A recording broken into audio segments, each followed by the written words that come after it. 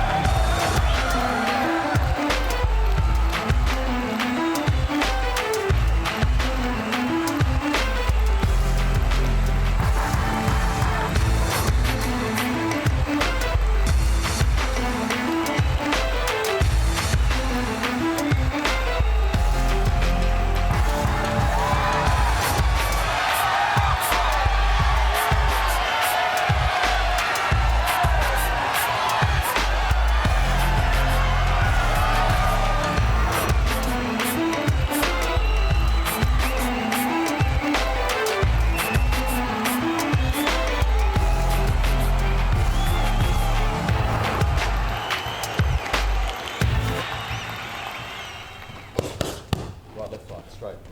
Straight? Yep. Okay, next one.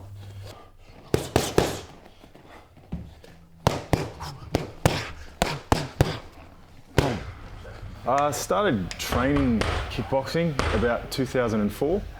And we're a pretty rough family. We play footy together. We used to pretend to wrestle together. And my younger brother started kickboxing before me.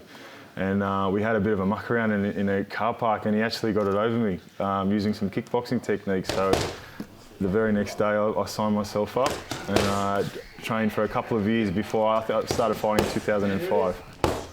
Around 3 months ago, Chris approached me and wanted to achieve a goal after fighting for many years. He's 31 now and wanted to go for an Australian title. Now, I was a bit uncomfortable at first because I knew what Chris's schedule was like and mine, and I haven't trained a fighter for years. And we started the process with a fitness test with our sports scientist.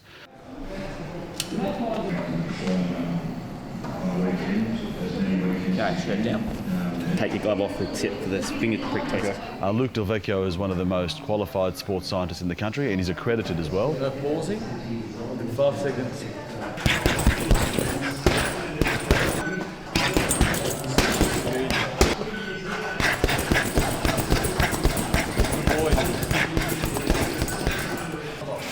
His test ran for 3 hours and it showed some remarkable results. That his strength and power was exceptional for someone that hasn't been training for a long time. But also what was exceptional was the fitness level he was at. It was very poor. It was one step up from a heart transplant patient.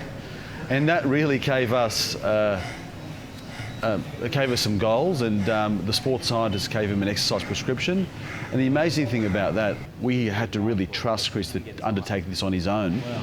So it shows that he's been doing this drill. Yeah, he has been doing it. Well done. Very good. Okay, you went 9, 12, 13 last time. 11, 11, basically 11. Stayed lower.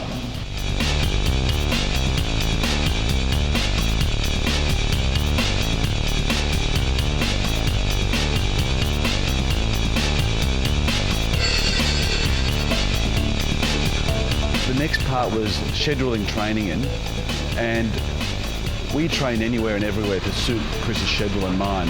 We trained in my driveway, in my garage, at squash courts, local parks, gyms around Sydney, as long as we can get some technical work in.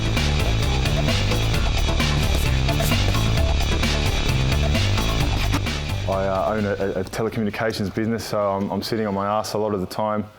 And, you know, I'm competing at like an Australian title level now.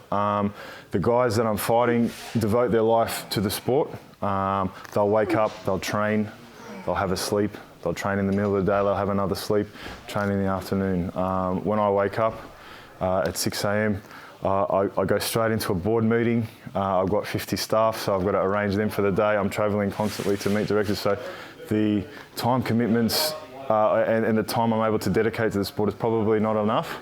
That's why I'm thinking it might be my swan song, this fight.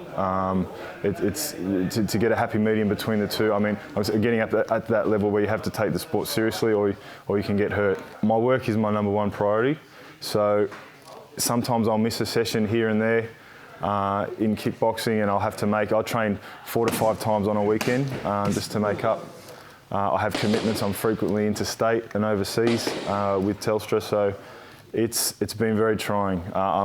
My fitness is not at the level that I would like it to be, but I think I've got enough in the tank to get me through this fight and hopefully come home the Australian title champion. Chris is very talented, and if he applies the learnings from the last 3 months, I have no doubt he will win this fight. He's naturally powerful, he's very skillful, and he's proven that. He had a lot of doubts about his own skill set, but it's amazing. He'd pick things up and practice, and that's the thing. He's very dedicated. I don't know how he fits it in his schedule, but every week that I see him, he's improving. I know you want to let it go. No, it's just a reaction. It's a reaction, yeah. But it uses all my energy. It's almost the fight or flight thing. Yeah. When you get hit, you react with it. Okay. When you get hit, you need to go the opposite way. Just composure. All right, I'll back myself up. Hands go up, and you work. We're about 2.5 months into training camp. 2 weeks away from fight night. Feeling great. The weight's coming off good. Training really well. I got a call at work today with some bad news. My trainer has told me that my opponent's pulled out of the fight due to injury. Johnny, it's Chris, mate. Got your message. Okay. Yeah, mate, look, I tried everything. I tried to persuade him the whole bit. It just didn't work. Just the timing didn't rule out for him. Okay. Luckily, John's been able to secure another fight. This fight's a lot harder. It's for the South Pacific light heavyweight title, much more prestigious title. He asked me if I wanted to accept the fight, and I'm going to accept it. I've trained really hard. There's no sense in quitting now, so hopefully I can get the job done. If not, I'll go out swinging.